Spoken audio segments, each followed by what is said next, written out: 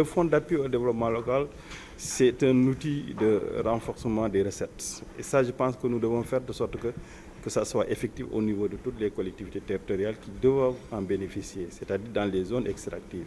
C'était donc voir ensemble comment définir les stratégies pour aller vers un plaidoyer sûr, mais un plaidoyer qui porte.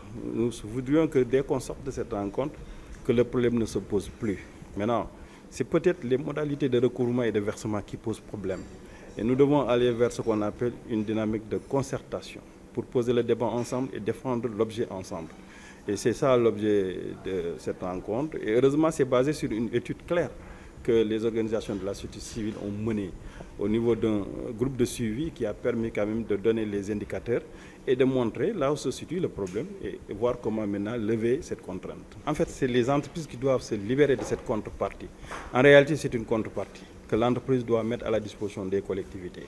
Maintenant, est-ce qu'il faut aller quérir pour récupérer, mais est-ce qu'il faut attendre qu'on vous verse ce montant? C'est là où se trouve la question. Alors que, comme c'est défini par la loi, on doit aller s'acquitter. Les entreprises doivent s'acquitter directement, de manière effective, sans aucune contrainte à cela. Maintenant, comment discuter avec eux pour qu'ils sachent que maintenant, à tel moment de l'année, ils doivent le faire? C'est ça la question, c'est ça où le plaidoyer doit porter. Le rôle de l'État est là. L'État joue le rôle d'accompagnement, mais aussi le rôle de gardien de certains acquis des populations, des communautés. Vous savez, moi je le dis souvent, les externalités de ces sociétés-là causent beaucoup de tort aux communautés. Et nous devons les réparer. Et cette façon de réparer passe par plusieurs leviers, dont la mobilisation de ces fonds d'appui au développement local. On a cité l'exemple de Ngoundiane et l'étude a montré que Ngoundiane a un bon exemple, un bon modèle. Le contexte, en fait, c'est que nous avions eu à faire une formation dispensée par Energy sur le suivi des obligations légales et contractuelles. Et en tant qu'organisation de la société civile, nous avions jugé nécessaire quand même d'apporter notre pierre à l'édifice par rapport à cette question lancinante du Fonds d'appui au développement local. Et l'étude qui a été menée, l'étude consistait en 2 points.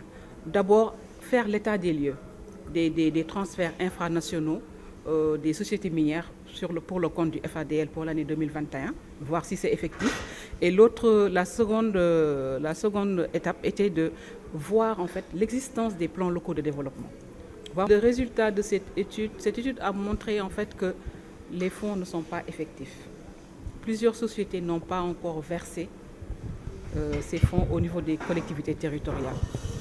Nous avions conclu que seule la commune de Ngoundiane avait reçu une partie des fonds.